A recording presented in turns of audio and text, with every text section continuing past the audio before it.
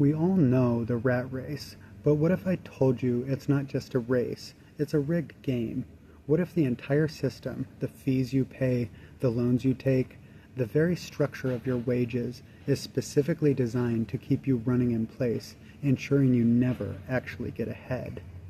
Millions of people work full-time jobs, sometimes 2 or 3, and still can't cover basic expenses.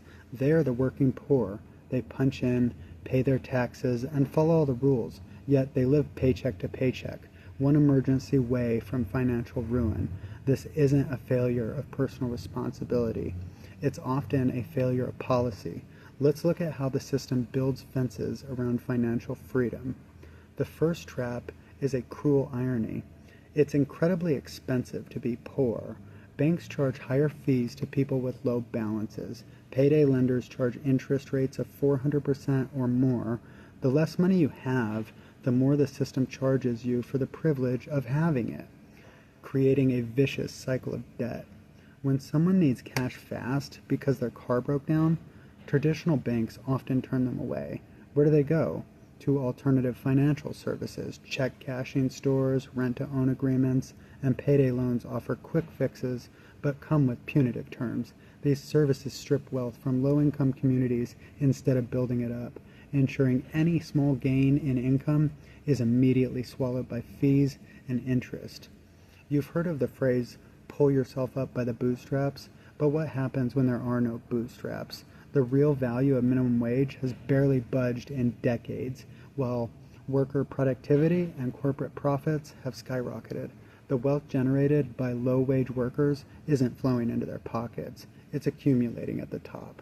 Beyond wages, there is structural barriers. Access to quality, affordable childcare is a huge issue. If a working parent has to pay nearly their entire paycheck for childcare, they effectively can't work. The system also makes it incredibly difficult to build credit or access the capital needed to start a business or buy a home, the main drivers of wealth in America.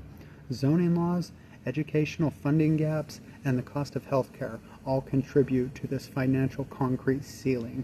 It's not just about money and fees, it's about psychology. Constant financial stress impairs cognitive function, making it harder for long-term sound financial decisions. The constant pressure of the scarcity mindset is a psychological trap that keeps people focused purely on survival, making long-term planning almost impossible. So how do we break free? The solution requires both individual action and systematic change. On an individual level, we must educate ourselves financially, avoid predatory loans at all cost, and advocate for our wages. Systematically, it requires demanding policy changes like a living wage, accessible health care and childcare, and regulations on the predatory lending markets. Ronald Read showed us that discipline matters, but we have to acknowledge when the deck is stacked against us. Understanding the game is the first step to changing the rules.